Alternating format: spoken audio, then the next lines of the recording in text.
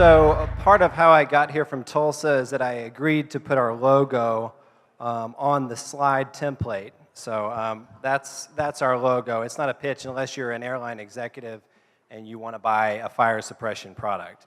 But our journey the last year has taught me a lot about the entrepreneurial path. And I don't think this picture really does it justice. I don't think it's like a scenic drive with, a leafy scene in the fall. It's more like driving through a mountainous terrain with no guardrails. And I liken it, you might think of it as like a road trip to California, which I've made many times back in college. I wouldn't go into Hollywood, but that's just an image that I got. And so, before you set out on your journey, you go to Google Maps or MapQuest or whatever, plot it out, plug in the destination, you take the highway system, you go to the 10, which is what they call it in California. Everything is the. And the conventional view is that this is the sort of analogous way to plan for a business venture, that you plan out sort of your journey ahead of time, think through the key areas, model out your key investments. You have some of these different areas. You think about the opportunity you're pursuing, the product or solution that you're offering, the market, the customers. You create a huge financial plan. So this model has been under assault for a while now, as evidenced by this article, which I probably didn't need to put that URL there, but I'm not going to read all of that. I don't have enough time before the next slide. So, but as he states, it's really not like the road trip to California at all. No one besides venture capitalists and the late Soviet Union requires 5-year plans to forecast complete unknowns. Now, I'm going to apologize ahead of time because people from I2E are in the audience and I've created those 5-year plans for them. But I'll get to why that's still important in just a second. Becoming too focused on these huge, sweeping plans can prevent you from doing things that are really valuable, like getting feedback from customers. This is a picture of Lewis and Clark, and I think the entrepreneurial journey is more really like their journey, which you don't even know if the destination exists. You have a hunch.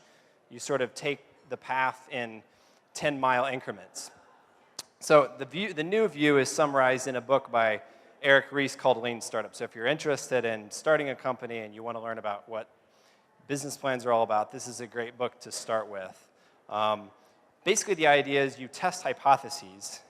You're searching to validate a business model. You don't know if customers want what you have to offer yet. You're not necessarily implementing a business plan because the business plan is something that is sort of more relevant for companies with established customers. So this is our product, and basically we call it a minimum viable product. The idea is to get to the market as quickly as possible with the thing that your customers will buy most easily so that you can quickly validate the hypotheses that you have about your customers. And there's a difference between iterating versus pivoting. So iterating is when you take these hypotheses, you make minor modifications to your product. Pivoting is where you get information from your customers and you change strategic direction completely. So you get validated learning because it's sort of a scientific approach, which results in a shorter product development life cycle, which results in less waste and a lower cost of failure. So at the end of the day, is this the death of the business plan? I don't necessarily think so, but a lot of folks have called for something more akin to a business model where you come up with sort of a set of assumptions that you're trying to validate, and your goal is to test those assumptions over the course of the period. I do still think there is value in creating business plans. First of all, if you want to raise capital, you can't just write some of your assumptions on the back of a napkin and expect to get $1 million. That's not going to happen. And also, I think they're useful for imagining a successful path.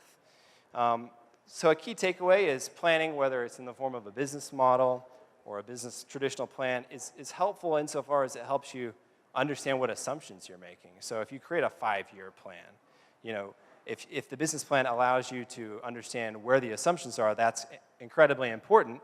And more important, if it forces you to ask questions that you then test with customers and your partners, then you can get validated learning from that business plan.